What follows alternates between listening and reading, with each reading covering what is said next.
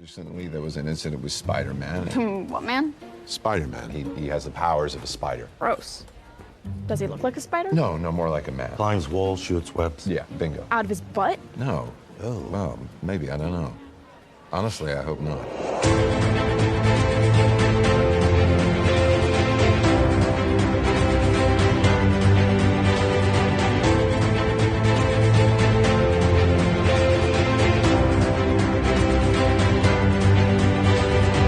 Hello and welcome back to A Stark Contrast, where we discuss the differences and similarities from Marvel Comics to their MCU counterparts. And we are your hosts, Geoffrey and Dai. Hello, and welcome back. And welcome back, Jeff. Yes.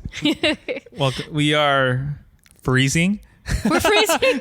California is cold. It's for very California. cold, and I love the cold. I've been seeing my temperature in my car whenever I'm driving. It's like 45, Yeah. 48, Yeah. 50, 55, and I'm All like, the East Coasters are like, I know, and I'm like, yes. But yeah, I saw a funny post on Instagram the other day, and it was like, you just need to understand, California cold is 30 degrees colder than the coldest on the other side of the nation. I was like, yeah, actually. Yeah, I texted Sam this the other day. I was like, because we had just gone to Denver, and we went to Denver. It was cold. Yeah. It was like 20 degrees at night. Mm-hmm. You know, like it was cold, but it's like, oh, you know, we're chilling. We're still fine. Then I texted her. I was like, is it colder in California than it is like cold in Denver? Yeah. And she was like, oh, it's like it feels way colder weird, right? here. Yeah. It feels way colder here. And I'm like, I would agree. Yeah. But yeah, obviously 20 degrees is obviously colder. Yeah. But when it's cold in California, it's like, holy crap. There's something about it. I love it. I'm all So I love for it. seeing people that are like complaining, like, oh my God, it's so cold. I'm like, you better. There's this thing called winter. Yeah. I mean, I get to wear hoodies. I get to wear sweats. Who doesn't I get to wear a want beanie. I agree. Yeah. I get to wear love gloves. Cozy socks. Cozy socks, Yeah. man. All the things. But yeah. Cozy slippers, like I'm wearing. Yeah. Yeah, man. We are back. I'm all for the hoodie life. Yeah, we're back.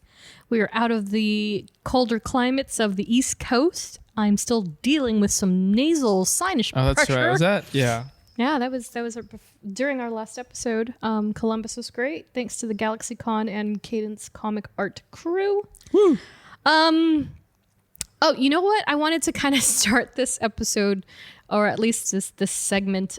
A good friend of mine, Cass, gave me the Marvel Funko Advent Calendar. I see. Yes, and they're on the thing over there, the console. Oh, you're by day. You're by the taking day, them out. yes. And so I reserved 2 days for us to open. And so 13 and 14 respectively, as we're recording. So we are going to do this. Would you like to open Screw one, it. sir? We do it live. So pick your number. 13 13 or 14, yeah. Lucky number 13. Hey ho, Taylor Swift. Oh, shoot. My thumb opened, but I won't look at it. It's in a plastic bag. Okay. You know, they're not very earth conscious. Not even that. I can't. I got big fingers. There you go. There you go. Who did I Give me that box back. get? Yeah, who is it? Hold on. I have to go off mic. Yeah, so thanks again, Cass, for this fun thing. I forgot all about the Advent calendar thing, right? I was like, oh yeah, this is a thing. Who did you get? Oh! Who is it? Is it the same? There are variants. Oh, okay. Yeah. I got another version of Christmas Groot. Oh, he's a baby Groot. Baby Groot. Christmas tree. I don't He know. has- Maybe. Is Oh, it a no. different present? Maybe. This looks like a brighter star than that maybe. one. Yeah. Maybe. And then I have here Oh my God, what is that? glittery gingerbread Captain Marvel. Oh my gosh. Isn't that cool? They have a gingerbread line. It's really cute. Almost looks like she has French fries on the top of her head. This is the Captain McDonald. Oh yeah, she's got a stand and everything. So it's about halfway through the calendar, and I'll have a full set of lovely little mini Marvels by the end of the month. Yeah, so that's fun. Thanks, Cass. In Marvel news, Did you hear that Iron Man is the film is officially in the Library of Congress National Film Registry? I think I saw that in passing today on Twitter. So I guess the film registry itself adds films every year to their library. Yeah. It's everything like that I just iconic said. movies that like is it like movies that like mean so much in pop culture, I'm assuming? I believe so, because the other films that went into the vault, if you will, with Iron Man were Carrie, the original, The Little Mermaid, and When Harry Met Sally. Oh, I love The Little Mermaid so much. I feel like people would never know that about you, and I love that. Oh, you don't even know. Oh, yeah. I know those. I know that. I sing that. I sing that song. Are you super excited for the Hell yeah! yeah. Oh my Haley god! Bailey. Yeah. Look at this stuff. Isn't it neat? Wouldn't you Hell think yeah! My collection's complete. Oh yeah. Wouldn't you think I'm the girl The girl who has everything? Oh yeah, dude. Oh, I've watched the sing along on Disney Plus of that movie. It 100%. is truly one of the best. Though. It's so good. Honestly. Yeah. I used to borrow the soundtrack from my cousin, and I just like wear it out. But yeah, the Iron Man very Makes first, sense. the one that kicked it all off, is that makes officially in the sense. vault. Yeah, I was like, Yeah. that's pretty freaking iconic. So that's awesome. But in slightly bigger news, so we had some trailer drops. Yes. We had the Guardians of the Galaxy 3 trailer. Oh my god, I feel like that happened before. I know. Oh no, It did it. It literally, we recorded our episode and then it dropped. We had some charm timing with oh that my one. gosh. So I don't know. Should we quickly talk about that? Yeah. Well, let's talk about Into the Spider-Verse Okay. real quick. Yeah, which is the other trailer that just dropped this week as well. Insane. It's wild. My mind still can't comprehend how much Yeah. Spideys are gonna be in there. Jeff was like, "Oh my god, I can't believe how many Spider-Men there are." I was like, "There are hundreds more." That's why I'm glad there's people on the internet Yeah. who do the work for lazy people like me and don't have to go frame by frame on the Right. trailer and Like- be like, oh, that's what Yeah. that was. Sick. Like that carousel I sent you today. Yeah. With like, I told Jeff the day it dropped, I was like, or yesterday rather, I was like, yeah, here are all the ones that are in that 4 seconds. And he was like, oh my God, there's so many. I was like, and it's only been 4 hours. wait till the end of the weekend. You'll know at least like 100 of them. And literally today, Yeah. somebody identified at least 20 or 30 that are in that tiny, tiny clip, That's so insane. which is so wild. But yeah. Which one do you want to talk about first? Well, I saw Insomniac Spider-Man is there. Yes, he is. Holy crap. And MCU, apparently. I saw that. Yeah. And so And my favorite's there. Well, one of two of my favorites. Well, yeah, he is the favorite, but he just had clothes on. Bombastic Bagman. I was just going to bring him up. Yes. I love Hilarious. Bombastic Bagman. Oh, so good. And of course a variety of different Spider-Men, but we do see that there is also a variant of Jessica Drew that looks Yes. very much like the classic version. So she's around there somewhere. And then also a spinstress, which is Mary Yes. Jane's alter ego in, I forgot which Earth, but that's the Earth where she and Peter actually had a daughter. Yeah. Spinneret. There we go. Spinneret. And then Mayday Parker, Yes. who is Peter and MJ's daughter from another alternate universe, as well as Anya Corazon. Mm-hmm.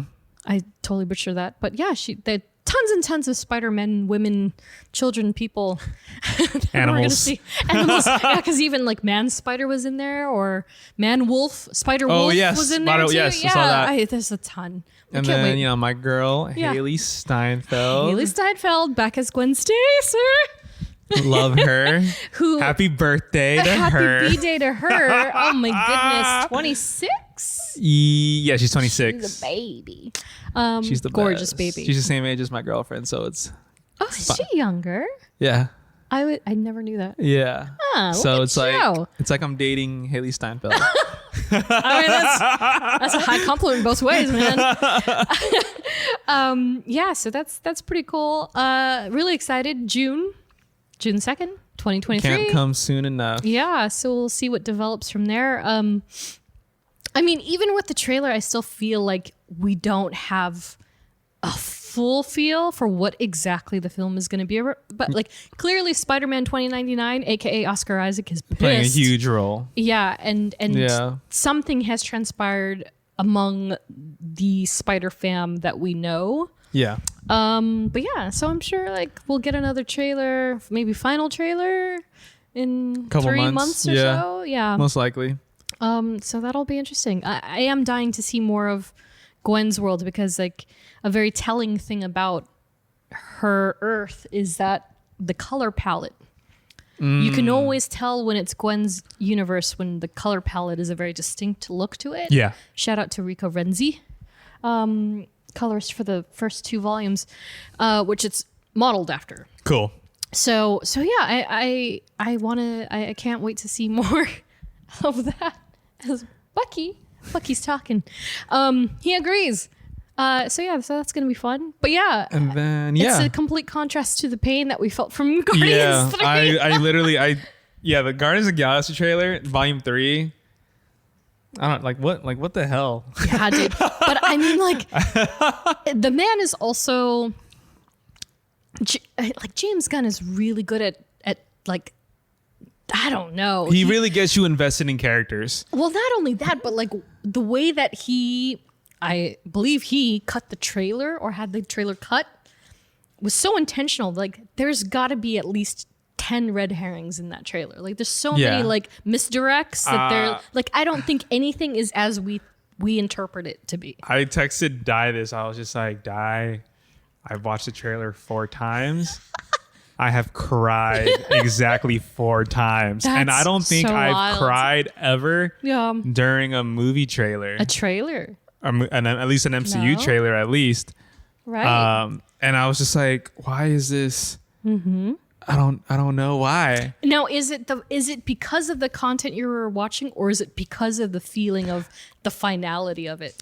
I think it's the finality of it. I think it's also James does a great job of this song choice. Yeah. Because yeah. I had to go back and like find the original my because I was like, gosh. this is such Yeah. a good song. That's one of my favorite songs.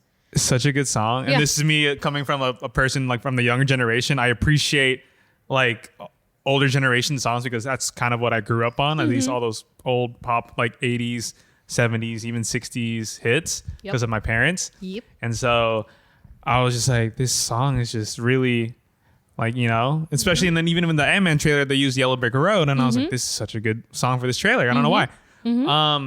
So it was the song. It was the finality of everything. It was also Bradley Cooper's voice acting. I know, dude. Oh man, we just talked about this and Bradley in our Rocket Raccoon episode. Yeah. So man, There talk was about double that, down. and then it was the two shots of oh my gosh, of Mantis. Yeah. Like crying, breaking down. yeah. And then the shot of Quill. Yeah. Just belting out something in pain. Yeah. Looking probably someone down on a table. And I was like, ooh. Yeah. Oh, and then it was also Lila. Lila. That's when I was like, oh my god, we just talked about her. I was like, oh my god, We we're just literally like, oh, do we think he's gonna? Do we Yeah. think James is gonna do that? Like, is he gonna bring up Rocket's love Well, interest? And then I was like, oh shoot. You say in your rocket voice. And I was Well, no, and also the fact that like I truly didn't even realize, right? Because like you have to understand when I watch these trailers, again, my memory is so weird about remembering like frame by frame that Yeah. it sticks with me in a bad way. And so I try to tune out as best as I can when I watch them because I don't want to keep replaying it in my brain and being like, when I see the movie, oh, this is the part in the trailer that, Sure. right? Or it never shows up. And so Jeff actually Oh, that's texted right. me. I Was did. like, Lila was Rocket and Lila. I was like, Rocket and Lila, what? And then I went back and watched. I was like, oh my God. and she has a robotic arm. Yes. I don't like. Does he save her? Does he go back? Like, Yeah, or dude. was that It's a point where he? flashback. Or was that like a flashback of like? calling flashback. I have to leave. Sorry. Yeah, I'm calling flashback before everything goes to crap for Rocket. Yeah. So But yeah. I can't wait for Everybody's gonna go crazy. Like, if they don't like raccoons, they probably love otters. And Lila's the cutest. Like, I wonder who's voicing her. Like, you know what I mean? Oh, we don't know. That makes all the difference too. We don't know. Nothing yet. Danielle although, Melchior. It would be interesting if it was but she's a droid. I believe she's Is that a what droid. she got cast? Did she say what she got casted in? Pictures while She while did, they were huh? filming. Yeah, she didn't necessarily say it was for Guardians, but it was like, it's for Guardians of the Galaxy. You can tell. But it would be interesting if Jennifer Holland was Lila. Oh, wow. Because I think she's in the movie now too, right? Oh, that's right. But she never revealed. They didn't say who she was. I think there's still Yeah. a couple people who Yeah. we don't know who they're playing. But yeah. Very exciting. Can't wait. May can't come soon enough. Yeah. So basically next year is going to be, it's going to be a ride. It's going to be a lot. Because It's we're going gonna to be a have lot. Ant-Man in February, Guardians in May, and then Spider-Verse in June. So it's shaping up. It's And coming then the together. Marvels, right? And then Marvels after that in July. Yeah. Yikes. Oh, wow. Yeah. So Okay. that's going to be fun. And so before we get into the actual show itself, I just wanted to shout out our friends over at Bat Fan Addict Podcast, who recently did the same for us. I actually met Sam at Emerald City Comic Con. He's a great guy, big, huge Bat Fan Addict. Hell yeah. And he does all things great with his co-hosts on that show. And so, I just wanted to say thanks, guys. And thanks to anybody who's come over from that side of the fence. So that said, Yeah. we're not experts. We don't claim to be. We're just a couple of nerds nerding out. And today we'll be nerding out over Young Avenger and MCU newbie America Chavez. America Chavez. Yes. Amazing. So excited for this one. Very much Yeah. so. So created by Joe Casey and Nick Dragotta. America, did you look at this yet? No. Do you want to give a shot in the dark? First appearance? First appearance. What year? Oh, shoot. Man. Come on. Comics are so vast, man. like is it 1940 or is it 2015? Anywhere in between. I don't know. Yeah. America Chavez. I know she's relatively new. Yes. I know that. Mm-hmm. Let's go. You don't want to go to 19. I got that part right. I hope so. I could be wrong. Look at my face. Says everything. Damn. Oh God. I want to go 2001. Close, but not close. Oh. You're in the realm, Well, but that's not you're fun. a little bit off by a decade. Damn. So, America first appeared in Vengeance #1, September 2011. Oh, even later. Yeah, she's super fresh. She's super baby fresh. That's very, man. very yeah, fresh. she's kind of in the realm of the Jessica Jones Winter Soldier revival-esque Got it. sorts. Okay. And so I have the cover here. The covers themselves all feature some of our favorite anti-heroes and villains, but America's debut actually comes with a Magneto cameo, and he's on wow. the cover as well. Yeah, so Okay. that kind of puts some perspective of like what the issue is about. But the issue itself also features the first appearances of Ultimate Nullifier, Mako, Radioactive Kid, the new Black Knight, who. Not Dane Whitman. Dane Whitman was the second, but he came in the 70s-ish, 80s. But that Black Knight, in addition to America. So this book, Oh wow. based on all the first appearances, even though they're not as maybe as prominent as she is, Yeah. gives it some worth more than the usual one-shot first appearance. What is, all intents and purposes, a modern book. Got it. So yeah, on Shortboxed, you can get the 1 in 15 variant, CGC 9.8 graded, for a cool $2,495. Holy. Which, if you think about it, compared to the Rocket Raccoon, for instance, Yes. $3,000, book from the 80s, and she Already already at a 9.8, 2.2 2.5. 2.5. Yeah.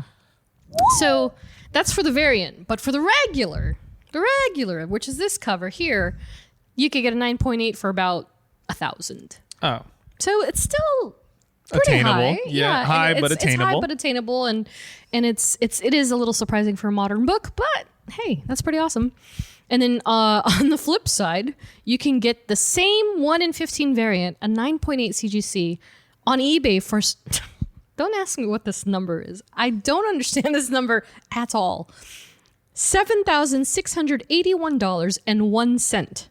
Is that a bid or something, or is that an That's actual? a straight up a straight up buy now. He said, "Screw it." I was just. Yeah, I was like, what figure are you putting in there? That it's $7,681.01. That's to pay off a very specific loan for Yeah, him. it He's feels I like need it, this yeah. amount of money. And then, of course, a regular CGC 9.6 for $3,500. So the traders and collectors on both platforms seem very divided on where the value of this book, which is kind of interesting, to be honest. Yeah. Lowest short box 9.0, $225. That's pretty reasonable. While over on eBay, a CGC 9.4 goes for about $600. And then there's a 9.0 for $133.95. It's very specific. Yeah, it's a very specific, but again, interesting price range for Miss America Chavez. And then, of course, you can get a loose copy of the book for anywhere between $15 and $150. So, first exposure to the character, hands down, I'm sure. Easy. Yeah, Easily the movie. yeah. I knew of her. I barely read any titles of her. Yes. But I'm familiar enough to have made comparisons between the film and the comic. Just enough. Nice. Just enough that I was like, okay, I understand. I got Steve Rogers, total Steve Rogers. I got that reference. Like, you know, like I get it, but I'm not anywhere near the depth of a seasoned America Chavez fan. So this was an interesting study for me to do on my end, at least. And of course, you know, like coming into the realm around 2011, once again, I have no trading cards. I don't know if any physical trading cards exist. But this one, I do have a digital one. Of course. So I have my little, here we go. So this is a base tier number 8. It's not very rare, but I do have one. I have several of this card in particular. They're like profile cards. Ooh. So this is what she looks like in the books. Yeah. If you're not familiar. Okay. She's a little older. She's a little, she's got a little more to her costume in general. And she wears shorts like religiously. Oh, wow. That's funny. Yeah. And the back of her card says, America Chavez, hailing from the utopian parallel, a lush wonderland, dimension once threatened with destruction, Chavez's parents died to save her world. Inspired to become a hero, she uses her great powers to help all across the multiverse. Sound familiar? Yeah. Yeah, for the most part, right? Yeah. That pretty much checks out with what we know of her in the MCU. But before we get to that part, I'm going to expand on this a wee bit. So we're throwing out more terms, right? We're getting used to these other parts of the Marvel universe. So utopian parallel. So yeah, it's exactly what the card says. It's a lush wonderland, and it's an alternate dimension. And so, this place, what Marvel describes as a realm outside conventional time and space, formed by formed from the unbinding of magic by the multidimensional Messiah Demiurge. And so we talked about the Demiurge, I think in the Doctor Strange episode. Yes. And it's like this, you know, I don't even want to go into yeah. Oh, actually, you know, I think it was also the Eternals episode. And so it's a sentient life force that basically seeded Earth with its power, right? And gave birth to beings known as the Elder Gods. Yes. That's what we talked about. And so, again, if you want to hear all about that, just go back to our tragically long Eternals episode. It was a heavy hitter, let me tell you that. Yeah. But back to the utopian parallel, when America herself was 6 years old. Do you remember how old she was in the movie? Did she say how old she was? I don't recall. I don't believe hearing a number, Yeah. but I want to say yeah. it's her actual age in real life, which is around 16, 17, because she's 16 right now. But I mean, like in the flashback. Oh, in the no, she didn't say. She said didn't when I was Yeah. a kid. Okay. So maybe it could be 6 years old. Yeah, I feel like that's pretty true to life. So when she was 6 years old, in the comic books, the dimensional rifts from the mysterious forces threatened to fracture the utopian parallel, and so it was rupturing, and if this got out of hand, it would have sent all of its inhabitants to different dimensions. Oof. And so America's Mothers, which is very much the same in the films, they actually in the comic books they kind of came together and used their prowess to kind of save everybody. They wanted to be the hero.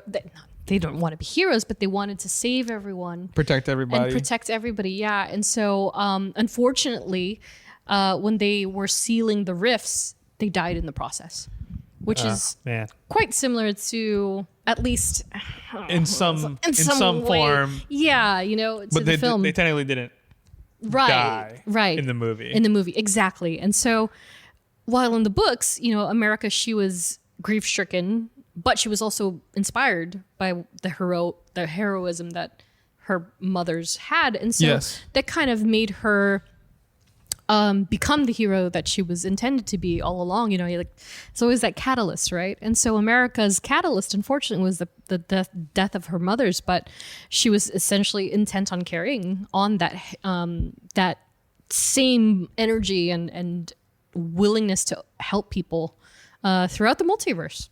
And so she eventually settled on Prime Earth 616, as a teenager. So in the books, like I kind of mentioned a minute or two ago, she's a little older. Yeah. She's about 18, 19, Okay. give or take.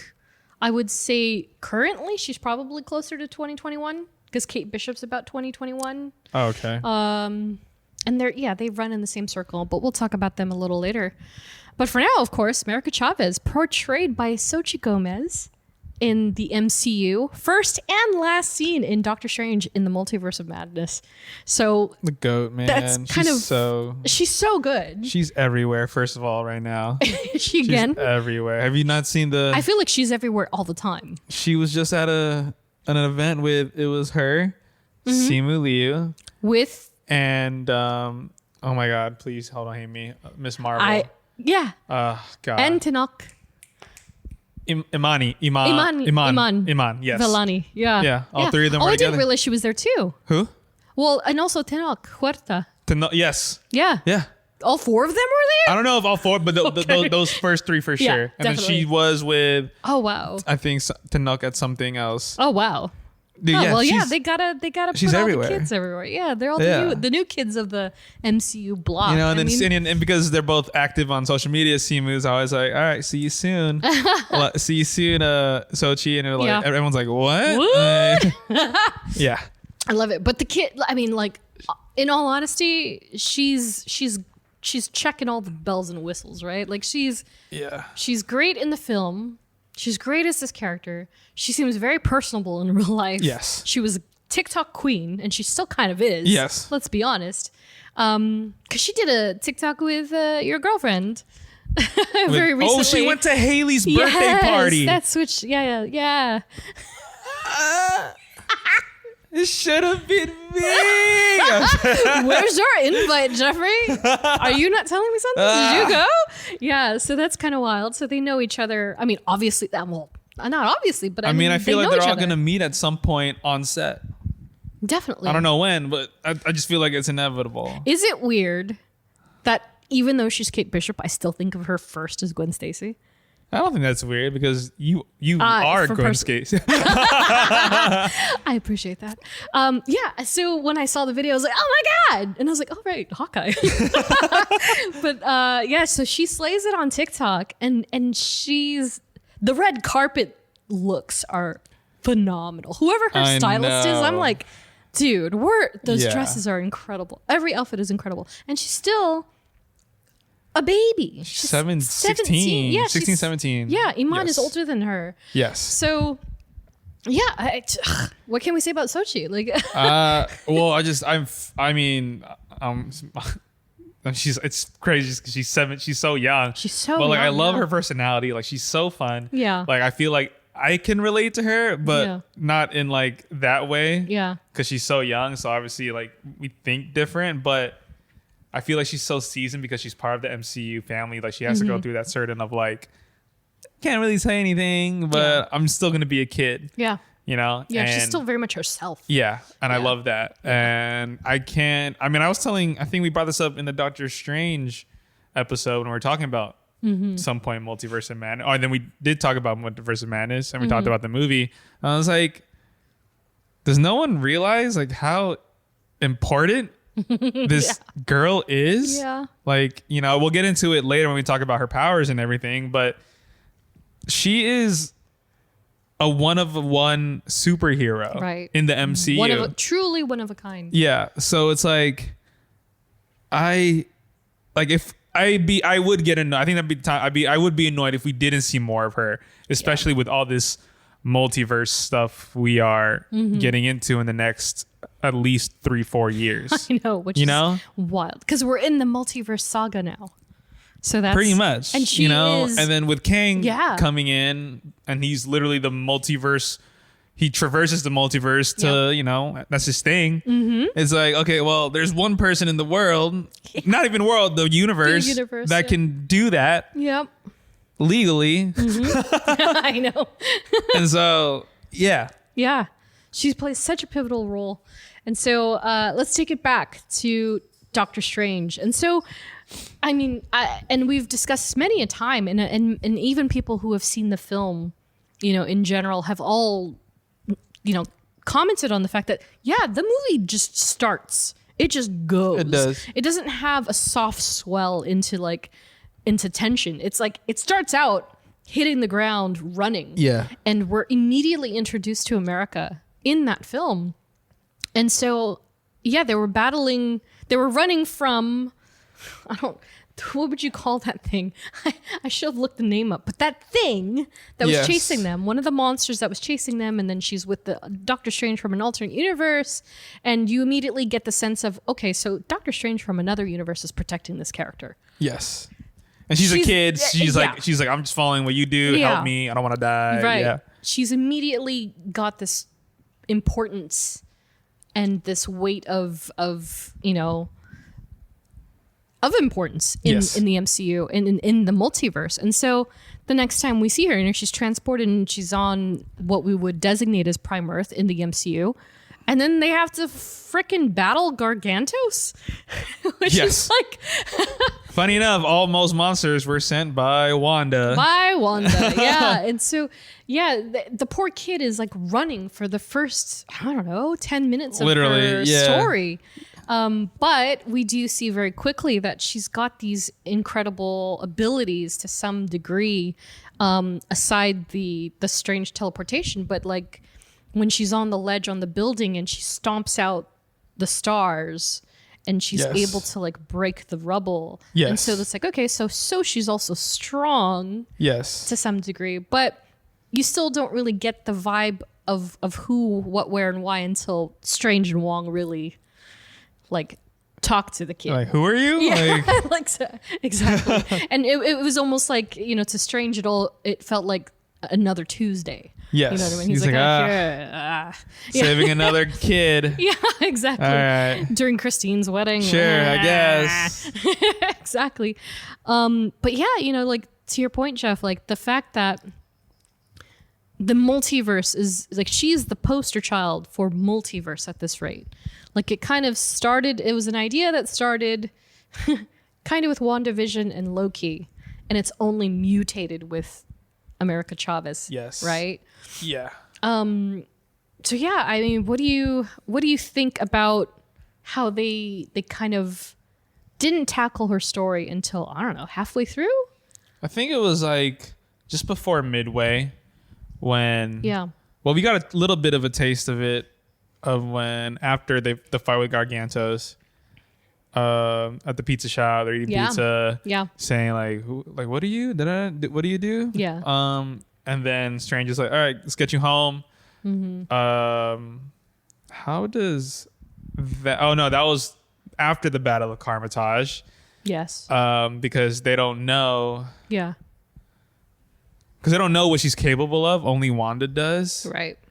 And all strangers, I'm just protecting you from Wanda because, oh gosh, she has the Darkhold. So yeah, exactly. No. Right. But then it's when they travel through the multiverse in that scene, and you see at least like 8 different oh yeah universes. When they're tumbling through the universes. And then they end up in one Earth 8-3. No, that's the other one. Do you remember it? No, I don't know that one, but the other one was Yeah. Earth 838, where they got trapped in the Illuminati. Yeah. And then they do that little background, like as you just read, on her trading card of. So they showed like her memory and like, and it was kind of the same almost, as the origin on her trading card, but kind of not really because her parents, her moms are still technically out there. Yeah, like you get this vibe of like, okay, they're clearly, obviously, in another dimension, and you kind of get the sense that America didn't quite have her powers yet, maybe. Like, because in the X-Men world, for instance, the mutants, most of their, I won't say most, but it does kind of have a divide of like some mutants are born and immediately show signs of what they've inherited in their powers or whatever their abilities are. Whereas others, their powers don't manifest until they have like a stressful occurrence. Yes. Right? And or puberty. Or and that's something. what she went through. And that seems to be what America went through. She had a moment of like, she was scared, and she had a moment where she just had a high level of anxiety and stress. And then boom. Yeah, she only, like her powers only come out when her life is in danger. Right. So, and that's kind of like, which is obviously a typical comic book trope. Yeah. But it's also like, well, you can't. Like, imagine if you just, I mean, maybe people would like that, but just like, like I know how to use my powers. I know how to do it. Yeah. All right, cool. Yeah. But and then, it makes sense because she's young. Yeah. And then her parents are indeed like sucked out of that dimension. Go into another universe. And they go somewhere else. And yeah, and that's kind of her journey throughout the whole movie. Her arc is, I have this amazing power that is probably one of the most powerful things to have and do, but I don't know how to control it. Yeah. And so that's kind of her arc throughout the whole movie, is learning how to control her powers. Right. And not die. Yeah. And of course the search for her mothers in general, you know, like she's traversed multiple dimensions, more or less looking for not only one of her, but also her mother's, and she's for the most part unsuccessful for the entirety. I mean, unsuccessful. I wonder if, like, is she just gonna make cameos? That's the question, you know, right? Like, we don't really know. We don't really know until. I mean, because, like, does she deserve a movie? I think so. Yeah. I don't know if they'll give her one or even a show. Yeah. I don't know. Yeah. It's a tough one. It's a tough one. Because she can probably end up in multiple properties. But yeah, I mean, after, you know, going back to the sequence of the film, at least, once we're introduced to the 838 Illuminati, you know, she's held up in the cell and Christine is there trying to get her out. And then like Scarlet Witch is going full force, like Carrie on her. She's like coming after the girl. And then, you know, they're still traversing the multiverse even to this point. And then, you know, to get their hands on the Book of Ashanti. And then, of course, you know, she goes head to head with Scarlet Witch, which, realistically speaking, do you think she could actually take on Wanda by herself? What are your thoughts on that?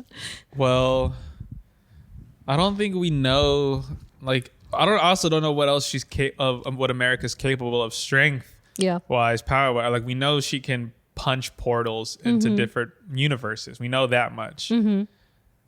But, like, how strong is she? Like, what else can she do that's just not opening portals to other universes? Exactly. So I don't know. I don't know if that has ever been a thing, but took advantage of the opportunity and said, screw it. I'm going to punch you back into what you want. And then boom, that's how she defeats Scarlet Witch. Which is pretty clever, especially for a kid. She's like, no, she's like, you know, maybe she was probably like, I know I can't beat you, so I'm going to give you what you want. Yeah. And that just breaks her Yeah. down completely. Yeah. And I feel like she kind of says that in the film too, Yeah. right? It's just like, I know what to do. Like she just had that epiphany with the zombie strange. And then of course at the end of the film, becoming a practitioner of the Comitage.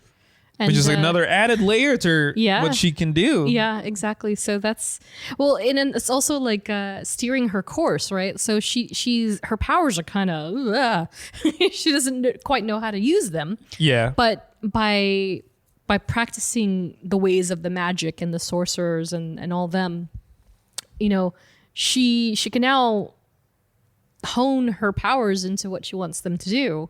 So it's an interesting, unexpected twist, at least from a comic book standpoint, because we'll get to it a little later. But yeah, it'll be very interesting to see where she goes in the MCU, because like you said, like where is she going to pop up next? Because there is no Doctor Strange 3, like in the works yet. There are no Young Avengers films lined up quite yet. I just want. I want the MCU to just finish out their trilogies. I feel like that's when they should just like draw it, like it's like finish out the trilogy and like cool, be done with it. Yeah. Okay, so with that, I do have your one and only pop quiz. Yes. It's been a minute because we didn't have any in our last episode. Yes. So this is pretty easy. It's a multiple choice. That's what they all say. So, which of the following names was a former alias of America Chavez's in the comics? Oh. Was it Lady Americana? Okay. Captain Chavez? Okay. Miss America? Okay. Or simply AC? Which one was an alias? Was an alias. What was the first one? Lady Americana. Oh my goodness, man. AC, I don't think it's the second one. Captain Chavez. That's just too on the nose. Okay. Kind of cringe. Yeah. And the third one was Miss America. Miss America. What is that? Pageant show? Yeah. My choices are either A or D. So Lady Americana or AC? AC. AC is like, that's so like, God, I'm going to be so wrong. And it's going to be one of the ones I just totally ignore. I think Lady Americana. Lady Americana? Final answer? Yeah. Geoffrey, I'm so sorry. Oh my God. You were right in the fact that you were wrong. Miss America was actually her alias. But in more modern times, she has corrected everybody and she says Ms. America. So there is a Ms. Marvel and a Ms. America. Okay. Those are their monikers. And so while it's kind of confirmed that it's not actually derivative of a previous character, the code name Miss America as the pageant is actually associated with a classic Marvel heroine by the name of Madeline Joyce Frank, whose latent powers were activated during a life-altering electrical storm. Of course. So she had like thunder powers, sort of, but she wasn't a god of sorts, and she was not a Lady Thor, but yeah, she was the original Miss America. But America herself has had a couple of names that she's been known for: simply USA, as well as Miss America, the Demiurge, and Princess.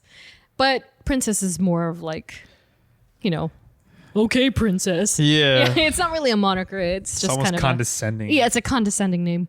And so, typically with these episodes, we tend to save family and friends for much later. With this character, I had to move all of that up because we need to discuss her mother's immediately. Oh. Because let me tell you, Jeff. They're important. Yes, they're incredibly important. And so, for those who did not know, their names are Elena and Amalia Chavez, portrayed by Ruth Livier and Chess Lopez, respectively. And so, again, these two are shown in America's core memory, in the utopian parallel, at least what we believe is the utopian parallel, you don't really know or get too much information out of them, aside that they're wearing these uniforms. They're kind of like uniforms. You're not sure for what. Yeah. They're almost identical in a you don't way. know what, Yeah. I mean, you know it's their home planet, but you don't know like what is it? What Where does it is entail? Yeah. Yeah. And so again, America's powers trigger, and then they're lost in the multiverse. Current status unknown, though. America herself, she says like, I killed them. So I don't know. They could be floating around in the multiverse somewhere. Maybe we'll see them in another film. But everything I just told you about her mothers doesn't exist At all. in the comics.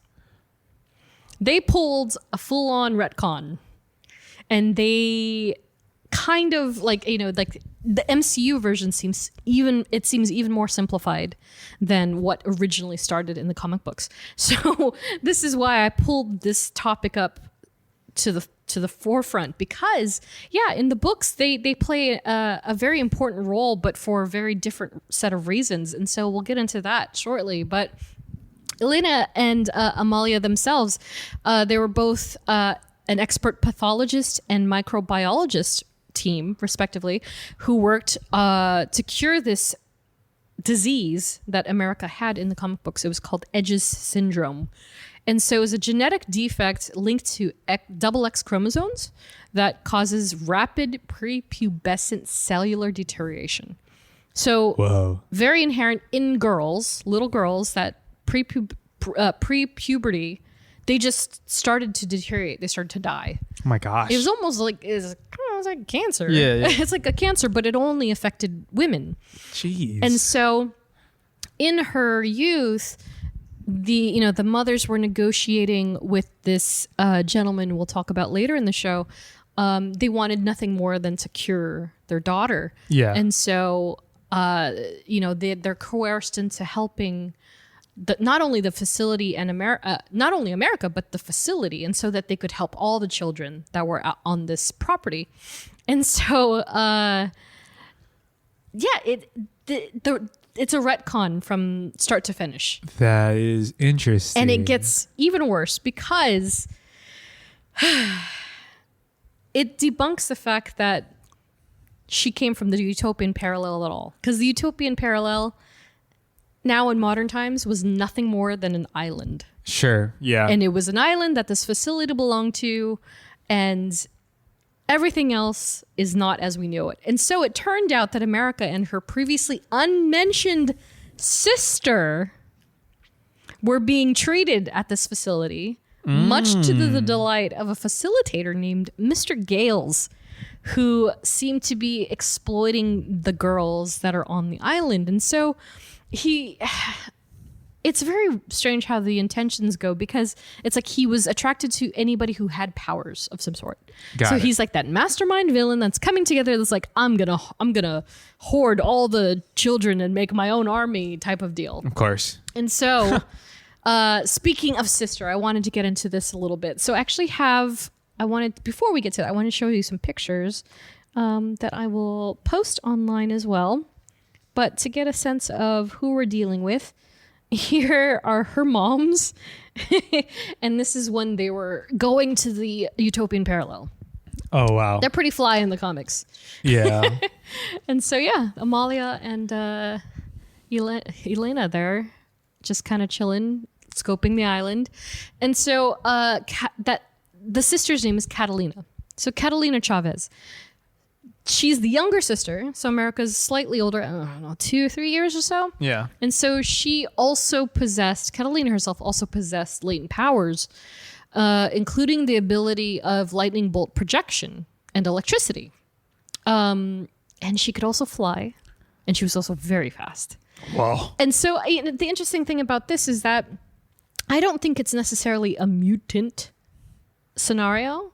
They just have powers. They're superhuman powered. Yeah. I don't think they exclusively have ever called them mutants, but you kind of get the idea.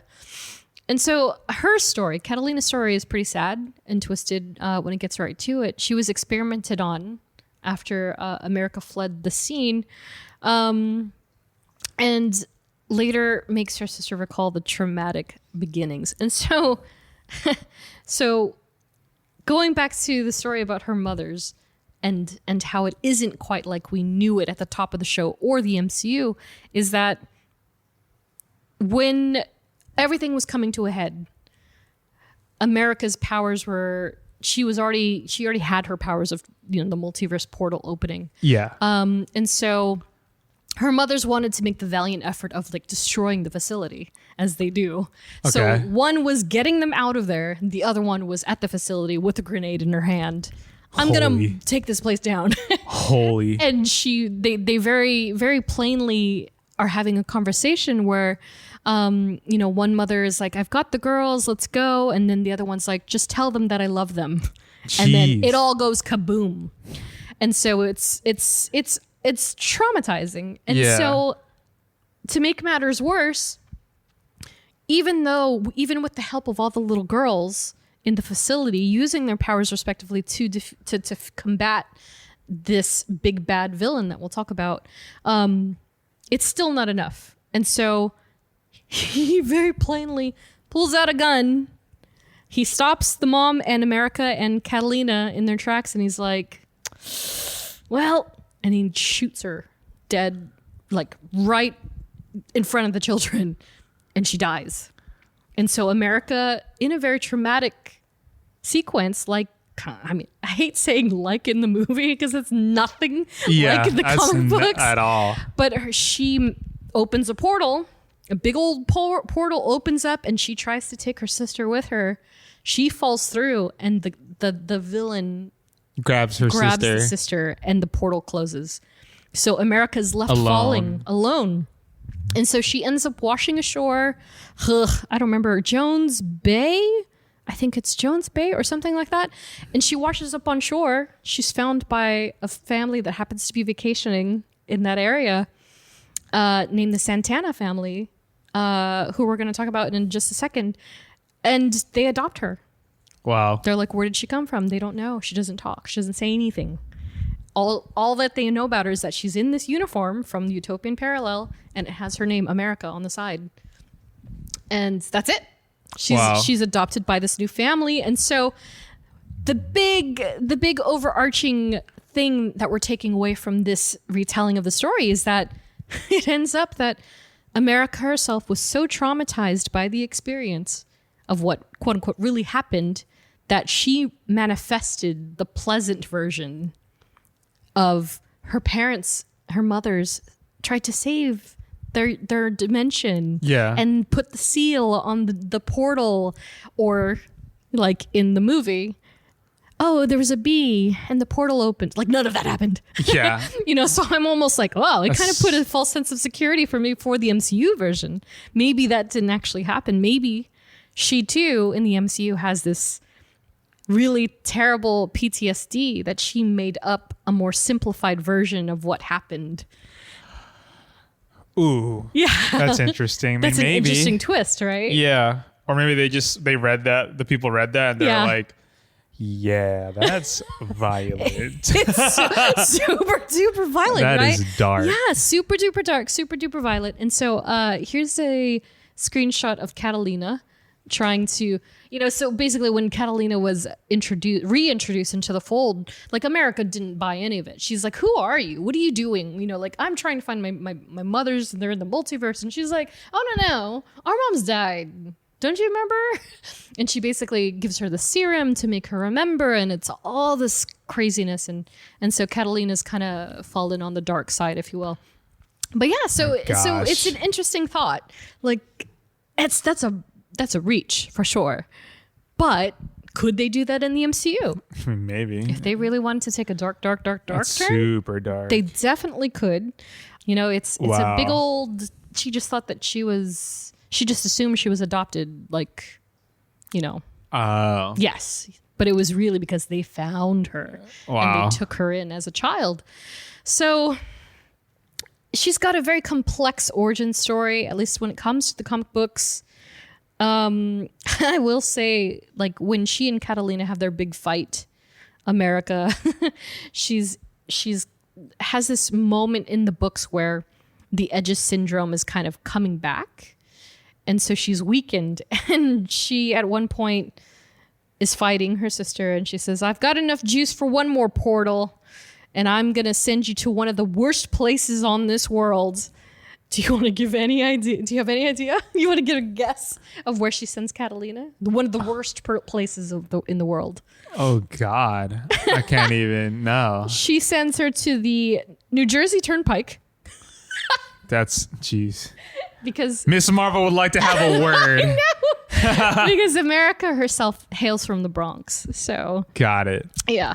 That's hilarious. So the New Yorkers taking any opportunity they can to rag on the Jersey folk. But yeah, so speaking of the Santanas, not much to say about them. They just are very much, they're a family that took her in when she was at her lowest point. But they are Javier, Cecilia, Berto, his unnamed wife, and son JJ. It's a big family, so it's this balance that she was missing from her life, and they've got their own dynamics, and she's very close to Berto, who is kind of just a little bit older than her. But yeah, there's a lot of drama that happens in between. It's kind of wild. It's a wild ride, but definitely worth a read. So none of these characters aside Elena and Amalia have MCU counterparts. Yet. So whether or not we're going to see any of them, I guess we'll find out. But yeah, again, it's a tough call. I don't know. Maybe it's too complex, too dark for the MCU. But do you honestly think we see them again, the mothers? We have to. You think? I feel like she's her goal now after Multiverse of Madness is because Strange, and we're talking about him in a sec, like he brings it up. He was like, your mothers are out there, right? Like he said that, like I know they're out there. So it's like, do you think they're going to be bad? I think she's going to be in for a surprise. She's probably going to think that like, oh, my mother, da da da da. But wherever they ended up when America opened that portal, Yeah. typical trope of like, you think it's just going to be like the same thing, like seeing your mother's happy to see you. And then it's like, no, like they might have, they might have like Another life. not another life. They might have like this angst towards her. Yeah. Like you sent us. Yeah. Even though it was an accident. It's like Resentment. da, da, da. Yeah, resentment. There it is. Yeah. And it's like, oh crap. But I don't know. Yeah. But I feel like we do see them again because we have to, because now that's her motivation. Yeah. I think is like if I just sent my moms through a portal, like I didn't kill them. Yeah. I just sent them through a portal. They have to still be there. hopefully be alive. They're existing somewhere. Yeah. Yeah. I mean, it's very true. And also, like while America herself is a one for one, like the same isn't to be said about her mother's, even though she's been unsuccessful finding any other ones. So, I mean, I think that she's got that going for her too, at least. But yeah, again, it's one of those things where it's like, oh, yeah, well, when and where are they going to explore these things? But who knows? So, speaking of Strange, of course, portrayed by Benedict Cumberbatch. Woo! Last seen in Doctor Strange in the Multiverse of Madness. So yeah, so she's, in the film, America's saved by Strange, and then she's she, I feel, is the true key for Strange himself understanding the ways of the multiverse. Like in Spider-Man No Way Home, he's aware of it. He understands the mechanism that is the multiverse. Yes. But I feel like he really doesn't get the idea until their film.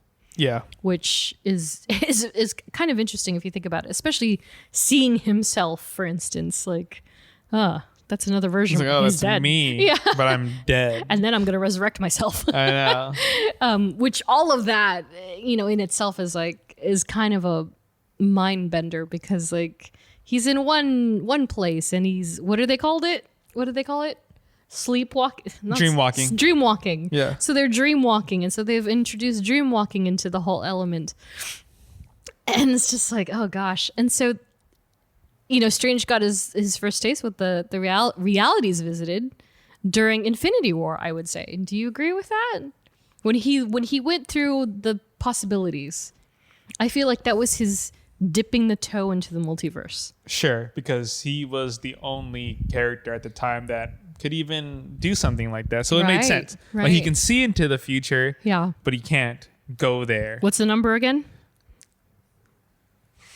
4,605,000.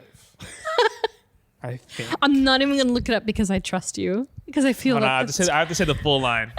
there you go. I went forward in time to see alternate futures of the upcoming outcome. How many did you see? 4,605,000, I think. Is it that easy of a number? Yeah, I thought so too. But yeah, I'll put it in.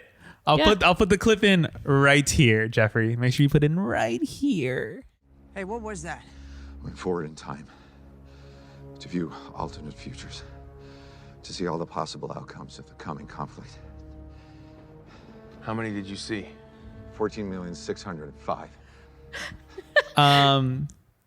And then Iron Man says, "How many did we win?"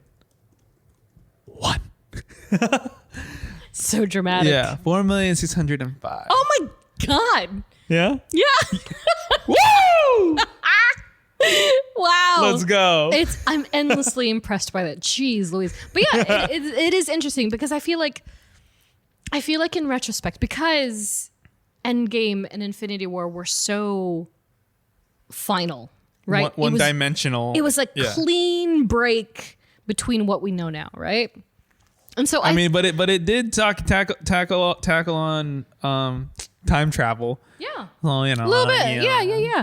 And so that's why I feel like they're doing that thing ever so cleverly where they are seeding these ideas and these Yes. scenarios. And so I feel like, personally speaking, I feel it goes beyond No Way Home, and it does start with Infinity War, at least for Strange. And so now I feel like the next time we see him, especially with Clea, they're going to have these moments where he's going to take what he's learned from these last 3 films, and just really have an idea of what the multiverse is about. And then they're going to further expand with her in that token. But yeah, and it goes even further with the progression of Wanda and the Darkhold and what happened there. Which even Wanda herself, we still don't really know what happened to her. There's I think pros and cons of the ever expanding universe of the MCU, right? Yeah. Like we want to tie up these loose ends, but we also want to introduce these new, continue stories, but start new stories. So it's like I said, I just want them to finish up their trilogies that they have currently right now. Yeah. So obviously like the Ant-Man trilogy.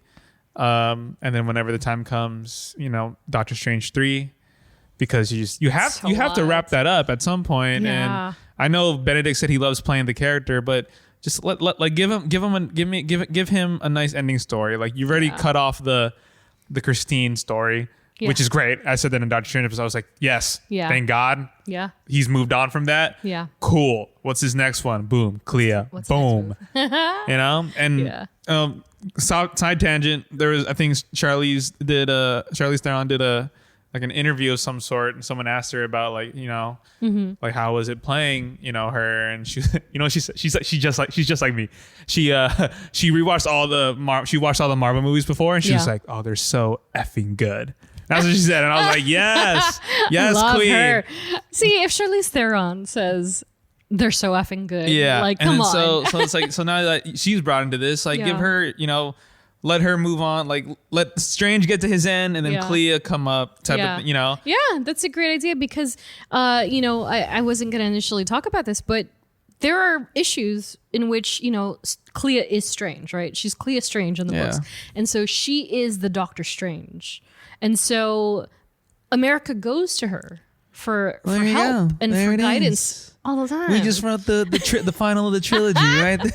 There you go. It's just going to be called Strange, right? It's just Strange. Yeah, like and it's going to be Clea. Like Strange doesn't have to die, but like give him a story, an ending that's suitable for him. I say this all the time. Like like Iron Man, his story was justified. His death is justified. Yeah. Steve Rogers ending justified. He didn't die, but he just doesn't exist He's anymore. on the moon. Yeah. Just like let it, even if Hawkeye never does anything else Yeah. again, Yeah. I feel like his story's justified. Yeah. And Like- it's an interesting thing with Strange in the books, at least, it was because he got trapped in the mirror world of sorts. Yes. And so he becomes the man in the mirror Nice. and he's observing. Hilarious. He's almost like, yeah, it's very interesting. I was like, that'd be an interesting spin for him and to open it up to Clea being America's, guiding light, if you will. Yeah.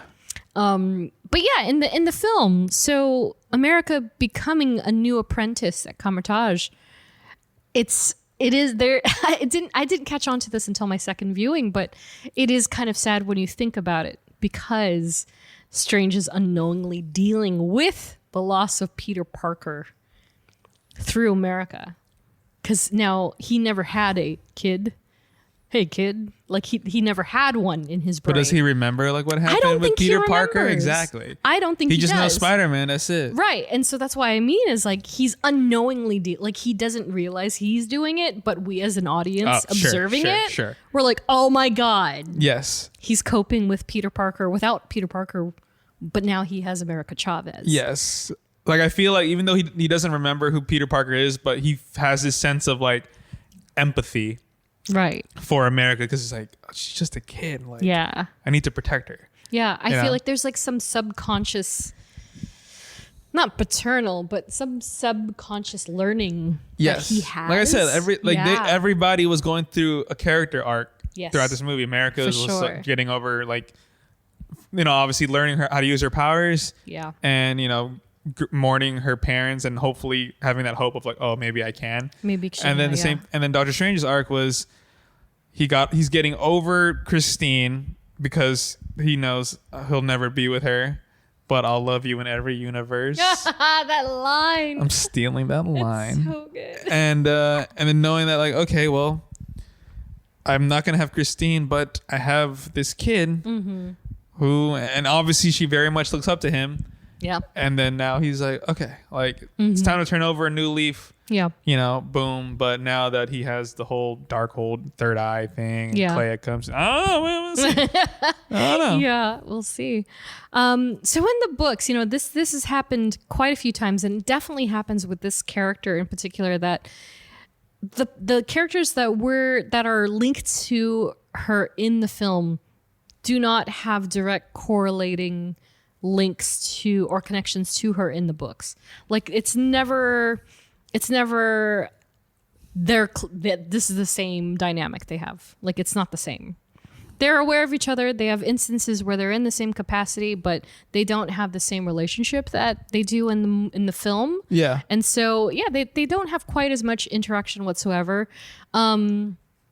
It's in and out. It's kind of like, I think we mentioned this in our Rocket episode, like Rocket himself doesn't have a distinct enemy. It's just whenever the Guardians has something, he's looped in by proxy. And so it's kind of the same with America. Wherever her friends go or whatever team she's on, whatever they're dealing with, she's dealing with that. Yeah. So she's far more closely affiliated to who I was also going to honorable mention, by the way, as her friends and family. But she's more closely affiliated to Kid Loki, Hulkling, Wow. who is Teddy Altman, Prodigy, Marvel Boy, Wiccan, and Cassie Lang, aka Stature, in the comics. Which, for the record, in the MCU, already Jack Veal as Kid Loki. It's a different Loki, technically. I don't think it's supposed to be the same Loki, but we don't know because it's a multiverse.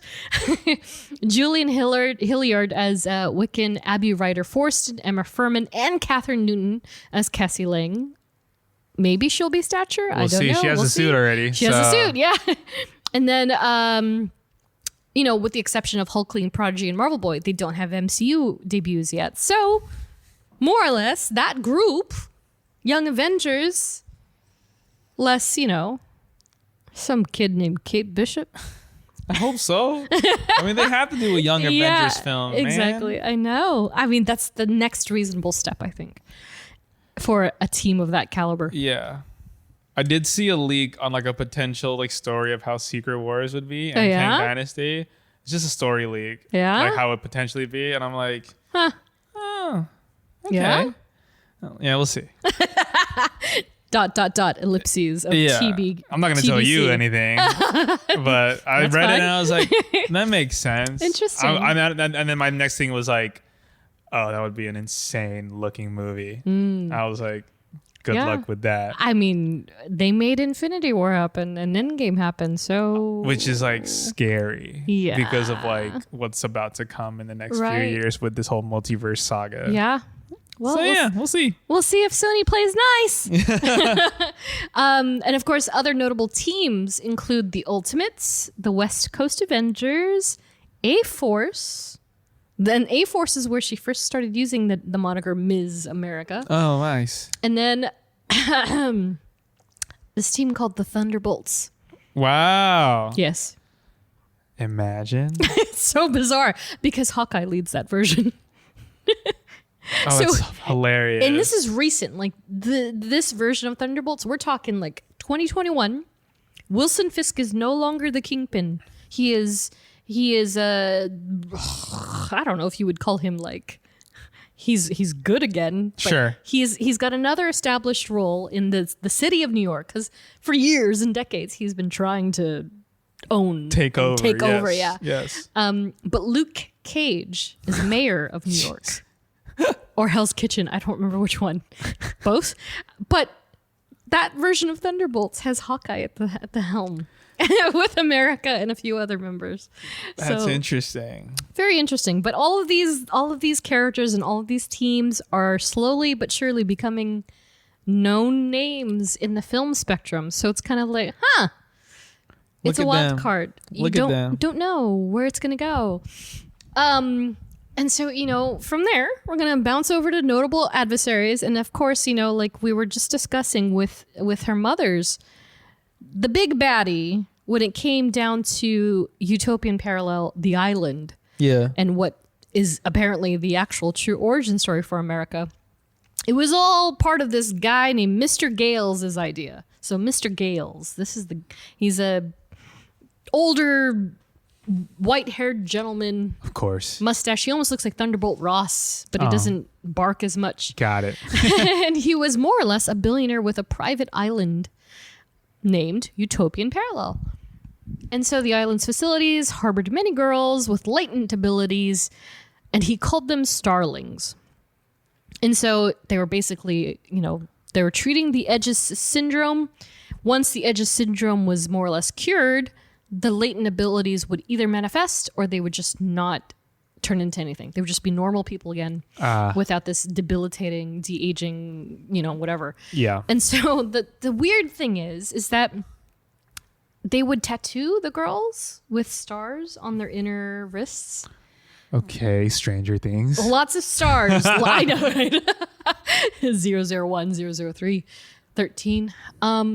So yeah, there was something about the stars. I don't know if I had missed something, but yeah, that was a common thing. And so America in her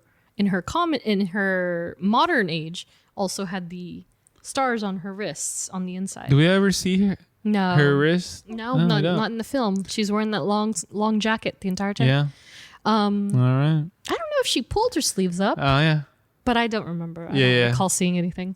But yeah, so he Mr. Gales referred to all these girls as starlings, and again, Amalia died destroying the island's portal, while Elena. So there's this portal, yeah, that Gales essentially wanted to use the ones that manifest powers, and he wanted to travel the multiverse and do the bad thing, and so Amalia blew that up. Elena then got shot in the heart by Gales, and then he held Catalina, detained her, claimed her as his own, while America got away, and she had that PTSD we talked about, which is really sad. So he too has no MCU counterpart. He's just a bad guy. I don't know if they're going to introduce him. That would, I think, for the MCU, it doesn't quite make sense unless they want to take on multiverse on a smaller level, because in a world where Kang exists, it's kind of like, why would they ever introduce somebody who just wanted to, I don't know. Yeah. You just never know. I don't think they'll do it, but we might see some version of it. Some other adversaries, of course, though. America, again, has no identifiable main adversary, but she has squared up against the following, which I think is going to you're going to be surprised by this. She's strong in the comics. Let me just say, she's gone up against Satana Hellstrom, Madame Mask, Exterminatrix. I think we talked about her once or twice. Briefly. And she almost killed America, actually. But she's also gone against Morgan Le Fay, MODOK, Whoa. Thanos, and Galactus. Wow. And still came out on the other side. Wow. She's she is like straight up punched Thanos in the face. Like she's done this. Maybe she shows him in Ant-Man, bro. No, right? Maybe I was like, maybe we just catch her just like traversing. And we're like, she's like, gotta "Who are be you?" in there Like, somewhere. And She's then bang, bang, bang. you know? Yeah. So I don't know. We'll see. But yeah, she's pretty dang powerful in the comics. And so when it comes to the MCU, she doesn't have any actual adversaries except for Wanda Maximoff, aka the Scarlet Witch, portrayed by Geoffrey's wife, Elizabeth Olsen, who we last saw in Doctor Strange in the Multiverse of Madness. Yeah, I mean, like, how do we... The fact, I remember, I don't know if this happened to you when you saw the film, but I remember very, very distinctly... the one that we went to. Very distinctly, when Wanda makes that huge mistake of mentioning her America's name, yes. And you just hear people go, ooh! Yeah, I said the same thing too. In my head, I was just like, Huh? I was like, he never mentioned Yeah. her name. Yeah. And then Strange said that. When Strange is like, yeah. Yeah, you see the utter disappointment, and he's Yeah. also like preparing himself for like and then Wanda was like, yeah, you never said her name, did you? Yeah. And he was like, no. yeah. It's like And then she's like, is it? Oh no, her line, whatever, it's fine. Yeah. But I was gonna be like the hardest part wasn't the city. It was whatever it was, and I was just like, "Oh, this girl is dark. I love her." Yeah, so their whole dynamic is also very interesting because it's like, yeah, she's the big baddie that America is like thrust into going against, even despite like all the other people that she encounters in the multiverse. Yeah, it's all because of Wanda. So it's like, holy smokes, I don't know. It's going to be an interesting thought if they ever bring, let me just say if and when they bring Wanda back. What kind of impact is that going to make on America as a character? Yeah. Furthermore, from that point on, like, and is she going to be bad? Maybe she's going to be good again. Who knows? We don't know. There's just so many different, I'm not going to say plot holes, but just there's still different holes to fill. Yeah. You know, is that the same thing as a plot hole? But it's just like, it's still there, but yeah, you hope it gets filled at some point, you know? And I think it's unfortunate that they can't answer all these questions right away, because I think that's what the people want. Yeah. Obviously, we all want it. Yep. But yeah, how do you balance telling these new stories, but also tying up these old stories? Yeah. So yeah, I don't know. Yeah. We'll see. So in an interesting balance of topics, we're going to jump into love interest now. Ooh. So a big component of America Chavez in the comic books is that she is not only the first Latina at the forefront of a comic book title. Yes. She is also the first very open LGBTQIA representing member of the Marvel Pride family. Hell yeah. So heck yeah, to that, and you know, the representation on all notes is very important, both in the comics as well as the MCU, which I think Sochi like really embraces. Like, she's not afraid of that at all. Yeah. She's like, hell yeah, let's go. Yeah. Like, this is what the character is. This is what she's about. This is who she is, and this is who she's gonna be. And so, and in the books, she does have a moment where she experiments, quote unquote, Sure. with who we mentioned in the top of the show, Ultimate Nullifier, who's introduced with her in this first issue.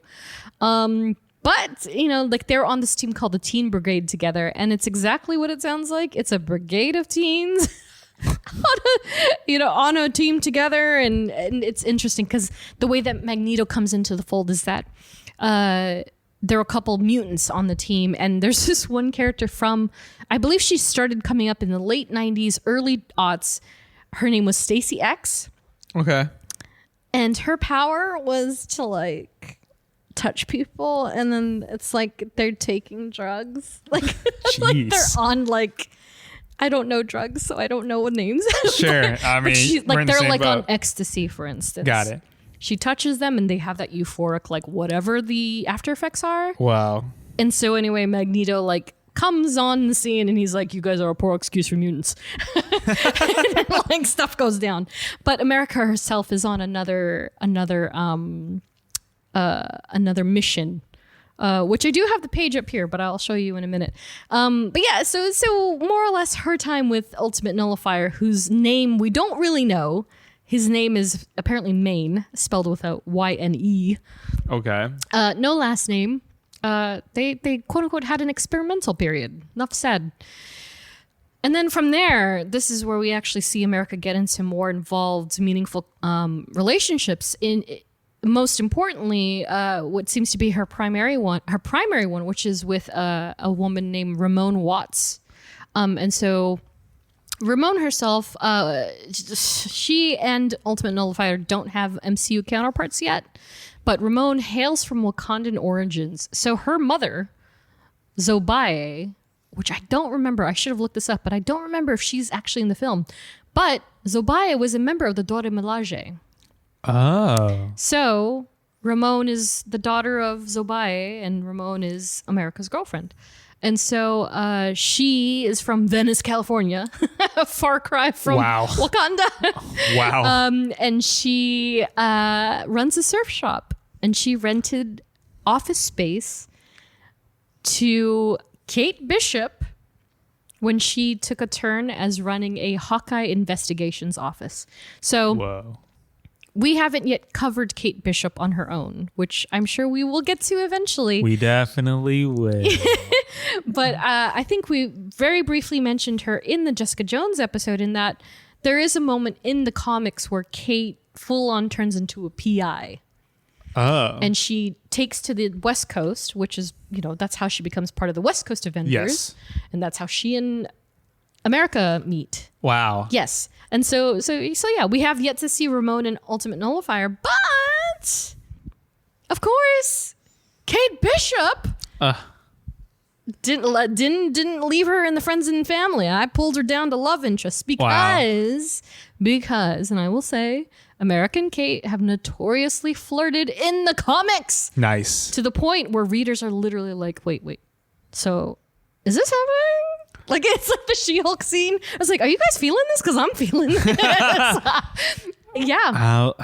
It's a lot of that. If you I'm going to say this.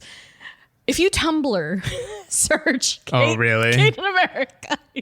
Wow. It's like that. I mean, they are really good friends in real life. That's true, right? Yeah, they are really good friends. I don't know. But also, she's 26. Yeah, she's got some age on her.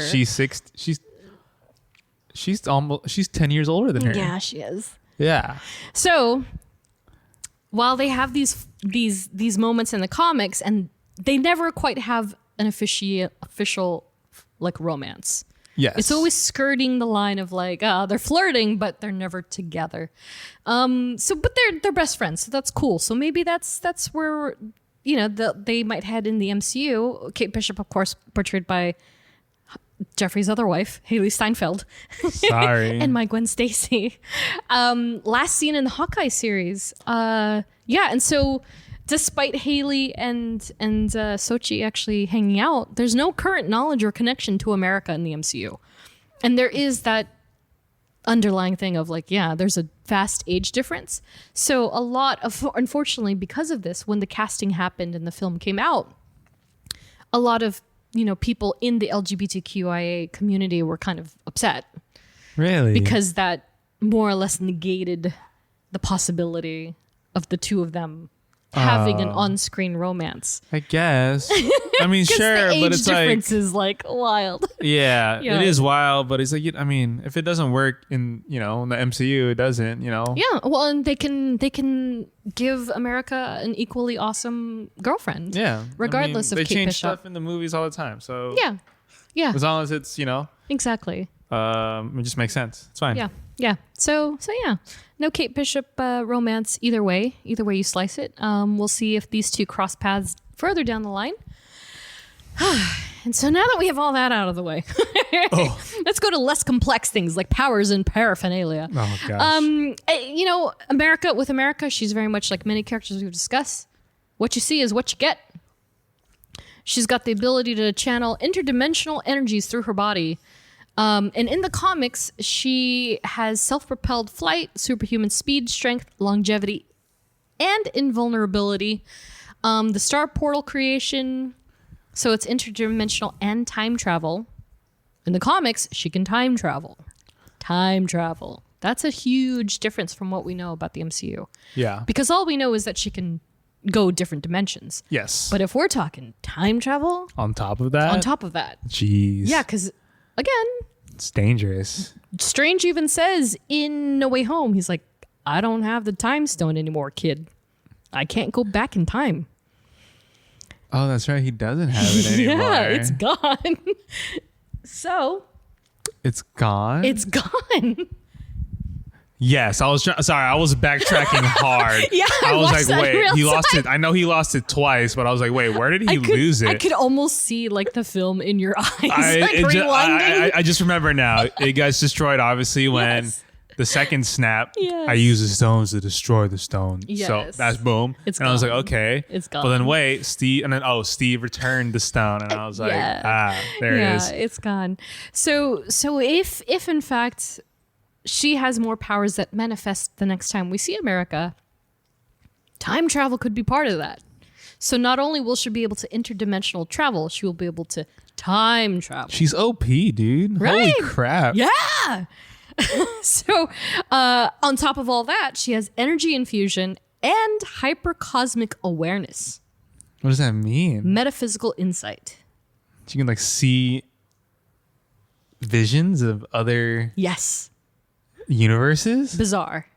Is that like what Strange could do when he was doing the whole 4 I million think 600? so. Like, I think that's the closest example to it, is that she not necessarily can see into the future, but if she has an idea in her head and she's like, I want to go to Comatage, I'm going to open a portal and I'm going to go boom, and then she's going to be at Comatage. Versus before, she didn't really know how she just kind of Yes. landed wherever she Yes. landed. And we don't really see her manifest the ability to even foresee where she's going until she brings Wanda back. That's the first time we see it. yeah. So she might have that as well. This is what I meant earlier at the top of the show, and I was like, do people not realize like she's so important. Like Yeah. she's the only person that can do what she does. Yes. 'Cause I think I think either we're talking about this like off camera Mm-hmm. or off mic, or we said this in an episode. I was just like, there can be another Captain America. There can be another Iron Man. Yeah. There can't be another America Chavez. Nope. Because you can't make that. Yeah. You can't make that in a lab. Yep. You can't be born with it. Yep. She's literally the only person of her kind that can Yeah. traverse the multiverse. Yeah. And then if she can time travel, Yep. she's basically a MacGuffin, like, to the MCU or whoever's, So Yep. gross. Yeah. She's very important. Yeah. She does. I think she has to have at least a solo project. I think they're underplaying it on purpose. Maybe. I think they are. I really Maybe. do think they are. And yeah, we at the moment have no idea where this kid's going to show up next. Yeah. And I think that plays into the character story, Yeah. because there's all these elements of surprise. Yeah, 'cause all of these options that they could possibly give her. Yeah. She can literally pop up anywhere. Yeah. She can. And it would make sense. I mean, she's which like, is the nuttiest part. she's like Deadpool. She can pop up anywhere. Can you imagine? Yeah. So we'll see if she manifests any of these other powers. But I honestly think they're downplaying her, and they've left all of these key traits out on purpose. Is this like, I'm like thinking like, is it, you know when people ask like, what superpower do you want? Right. If you were a Is this the superhero. power you would and I'm want? like, damn, this is kind of like a sick power, but it's Right. also like, it could be a lonely one. Yeah. Like as they show in the movie. I immediately get the vibe she's absolutely lonely.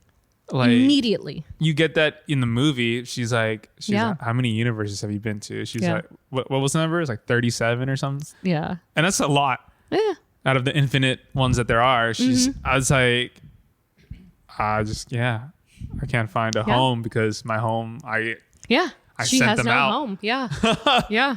She's So, just a straggler. it's probably the most useful friggin' power, but it's probably the most loneliest one. To what it's end? it's like having like the thing of like, do you want to live forever? Yeah. Like, do you want to never get old? And it's like everyone always says, I wish I was this age, da da da da. Yeah. But it's like, okay, you'll live forever, yeah, but then all your friends and family are Yeah. gonna pass already, and then Exactly. it's like, what are you gonna do now? right. You're gonna be 35 forever. Yeah. There's a Twilight Zone episode about that. Yeah. Yeah. So it's like, are you gonna be? Do you want to be 35 forever? And I was like, damn. I think they even say it in Interview with a Vampire. Oh, really? Yeah, I think so. I think Lestat, when he's like bartering with Louis, not the show, but the movie. Yeah. And in the book, like, like more immortality isn't easy. You see, like, you it's- see people die. It's not as good. It's not as Yeah. cool as you think. Exactly. You have to live throughout all these ages. But yeah, and similarly with America, yeah, I feel like she traverses the multiverse because she's looking for some semblance of home. And in her case, home might be where her mothers are. So it's not necessarily a place, it's people. Yeah. And so she just keeps jumping, and it's like, oh yeah, she's Cool. lonely. Yeah, but she's lonely. It's so sad. And she's just a baby. Yeah. You know what isn't a baby though is how she first appeared in the comics, because her aesthetic is very different. Really? At least it was in the very, very, very beginning. And so, like I mentioned, she's a little older in the comics. So with that sort of age range, she's presented much differently. So I'm going to show this to you. This is literally her first, face-facing panel. Scandi. Oh my gosh. So this is 18 years. I know. Why? It's the comic book artwork. Gosh. Even the posing, I'm just like, ay. So she's introduced very scantily clad in her garb, slightly in her garb, but definitely more in her posing. But yeah, like America in general is all about the red, white, and blue. But lest we forget, the American and Puerto Rican flags are very much the same. So it's interesting, right? It's an interesting thought that people, I think, immediately associated America. Oh, red, white, and blue. Oh, stars, stripes. Great. Oh, America. And it's like, no, her name is America, but she's representing the Puerto Rican flag. Chavez. Chavez. Exactly. Chavez. Chavez.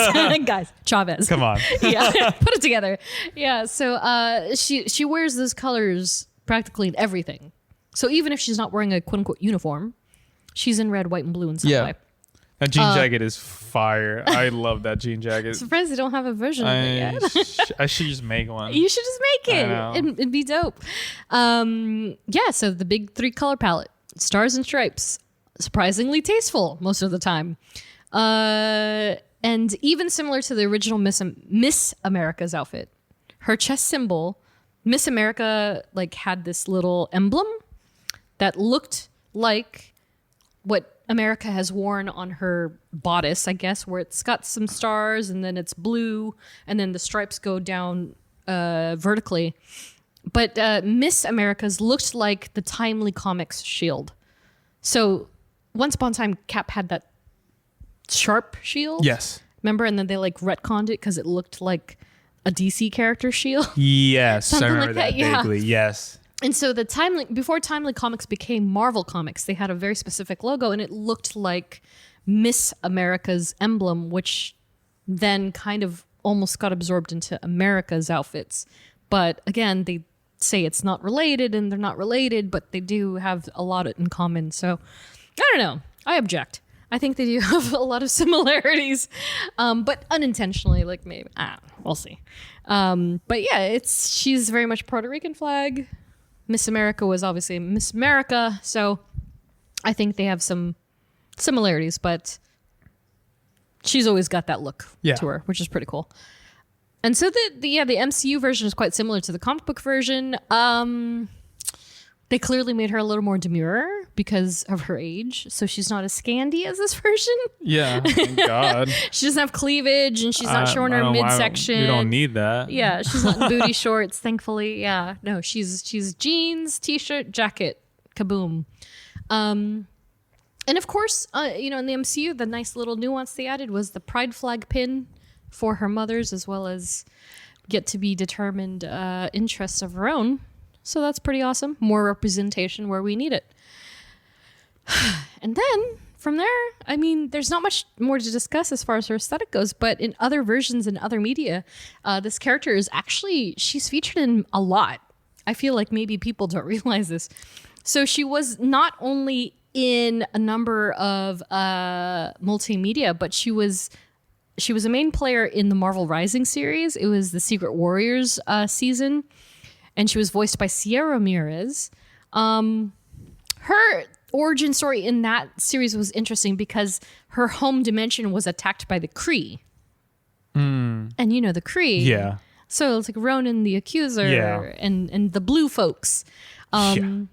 So that's how things went down there. And then she was teleported by her mothers for her safety before they were killed by Hala, the Accuser. Whoa. So Hala is another primary Kree character. I believe Hala was in the Guardians of the Galaxy Telltale game. So they really pulled in some space elements for that cartoon. While in the video game spectrum, she's in quite a few. She's in 6 to date. Wow. Yeah, including Lego Marvel's Avengers Academy. I missed that game. That was a cute game. It was a mobile game, and they're all younger versions of themselves. Oh, wow. And I don't know. I've never played Sims, but I would imagine it's kind of like Sims. I barely played it. Yeah, they're just all doing their own thing, and then you're tapping on a character, and they're having dialogue, whatever. Marvel Future Fight, which is currently out. Marvel Puzzle Quest still out. Lego Marvel Superheroes 2. Which is a great game as well. Marvel Strike Force and Marvel Contest of Champions, which was pretty much Marvel's game of the year like 2 years ago, I think. Now they've moved on to Marvel Snap, which is kind of like a card game. I'm kind of obsessed with it now, actually. It's really cool. I've never played a card game before, but America's on the splash image. So she's very prominent in that too. And that brings us to the future of the character in the MCU. I mean, we've talked about this. Talked about it. This is an entire episode. So but what is your bet? Where do you definitively think we're going to see her next? She deserves to be. She deserves the Wong treatment. Yeah. And she needs to be in as many projects as possible I agree. that relates to, her powers. Yeah. So whether it's because she doesn't just deserve like a solo movie. Yeah. Like that's not gonna, because she's such a pivotal part in this. I think she's a pivotal part in this multiverse saga that they're doing. Yeah. And her powers are literally multiversal. Yeah. So it's like, it's her and Kang, pretty, Yeah. like her, and then Ant-Man with the quantum and stuff. But Yeah. Do you have a realistic prediction? I want to have one, but I feel like she just needs to. Like I want all of it for her. I want her to have a movie. I want her to have a show. Yeah. I just feel like a movie just so it works better amongst all the other projects. But I don't think she would. I don't know if they would do a solo movie. Yeah. For her just because of how it is. Not because like she's a bad character or a bad actor. It's just the whole like, can it sell? Can it open? Yeah. Da da da da. Can we open with just Xochitl Gomez as the titular character. And it's like, Yeah. in my opinion, yeah, you can, but the world might not think that. No. It sucks. I think they could get away with a series Series, or just have her just or a special presentation. yeah, or just have her come up prominently in just so many Yeah. different projects. Yeah. You know, like the way people love Wong and come in and Yeah. everything. The way even with Hulk, Yeah. you know, with Banner just Yeah. coming up, Yeah. how we did. Just Yeah, I agree. yeah, I don't know. I can't give because I want her to pop up in as many as she can. I will say though, I do think that there's a good chance we will see her in Ant-Man, just by association. But that's I don't know. I feel like I mean, she's been working. yeah, She's been working. yeah. So yeah, that's the aside Ant-Man. If not Ant-Man, I might put my money on Marvels. I was thinking that too. I don't know how or what because I don't know the Yeah. story. We don't know the story, Yeah, but Yeah. that would also make sense because And as we then saw at the end of Miss Marvel, Yeah. there was some sort of yeah. switcheroo thing Yeah. going on. Like, was it time based? Yeah, exactly. We don't know. And that gives us an opportunity to see her and her dynamic with Iman Vellani as Ms. Marvel. Yeah. So I think that'd be a pretty cool turnout, to be honest. But that still seems so far away. It's like, I oh, we know. haven't seen her since December. And it's like, well, that's actually not that long ago. It's barely a year. So, Wow, it has which been. is also kind of wild to think about. It's been a year since we've last seen this character. holy. And who knows when we'll see her again. It could be next month or the next 2 months, or it could be next summer. In the soonest. Crazy. And then there's Almost Was. So this is, I was kind of surprised. I couldn't find any notable mentions, but apparently thousands of young girls auditioned for this role. Sochi has also been quoted saying it was months between her initial audition submission. So I guess they did the thing where they're like, here's a role you can audition for. Send in your video. They still do that. Marvel still does that, all right? That's so Like- funny. I'm like, dude, how do we get in on this? So she submitted her audition and then didn't hear back, I think, for 3 to 6 months. So she thought, didn't happen. But then she got tapped again. And then her, I don't know if you know the story, but she had an on-set screen test with Benedict Cumberbatch in Doctor Strange's outfit. Dang. I mean, this is like pandemic, right? Like Yeah. this is during pandemic. So it kind of makes sense. So yes, so she was flown to London, I guess. Yes. Is the story. And then they brought her on to screen test with him. And they're like, nope, you got the job. And then she started working Wow. almost immediately. I didn't know that. Yeah. So Good for her. she was hired days later and the rest is history. Hell yeah.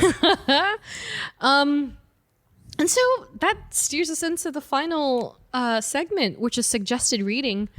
And so, like I mentioned, I've only read so much of this character, but I do have enough to kind of mention some what I feel are notables, including West Coast Avengers, published in August 2018 from Kelly Thompson and artists Stefano Caselli and Triona Farrell. This is some good old double Hawkeye fun. So both Hawkeyes are in it, with a pinch of a character named Fuse, as well as America Chavez and Gwenpool of all characters. So she's in it too, which means Geoffrey the Land Shark is there somewhere, which I love. Marvel voices Infinity Comic number 8 specifically, but there are a number of these with America in them. Go check them out. This one was published in July 2022 from writer Anthony Oliveira and artists Genthro Morales and Yen Nitro. This is where we learned of the retconned origin story. And so the Voices title itself also tends to focus on diversity and inclusion of Marvel's character spectrum. So definitely check those out. America Chavez, Made in the USA, published in March 2021 from writer Kalinda Vasquez and artists Carlos Gomez and Jesus Orbitov. That's kind of where you get the vibe of the retcon, as well as a lot of Catalina and the origin story that happens there. And then Thunderbolts, published in August 2022. That was just last summer, Wow. guys. From writer Jim Zub and various artists. So this is a new version of the familiar team namesake. And so, like I mentioned, this version of the Thunderbolts had Hawkeye, Spectrum, America Chavez, Power Man, Persuasion, and Guts and Glory. It is a name. So it's like Icarus. It's Guts and Glory. Oh, jeez. You can't even blame that one on the 70s. And so, yeah, like I mentioned, they're unified by former Kingpin Wilson Fisk and the Thunder. They call them the Thunder, by the way. The Thunder? The Thunder. Go ahead. They're bringing the thunder. It's so dumb. And they're doing their damnedest to protect Mayor Luke Cage's New York streets. So with that, that's the end of the show. What? Yes. Thanks for listening, guys. Wow. Next episode. So technically, this is the end of season quote unquote 2, aka 2022. And so, like last year, we'll end the year with a Marvel mashup of all of our goofy, funny, memorable moments. So if you have anything in particular you loved most from this last year, let us know. Yeah. We'll get her included. And as always, a We Are Groot salute to Claire, Laura, Melanie, Ed, Andrea, Katie, Jenny, Robin, Andrew, Ashley, Joe, Liz, Ariel, the Arachnerd, Tyler, and Nats. Woo! Follow us on social at STRKCNTRST. And if you like what you hear, review, rate, and subscribe.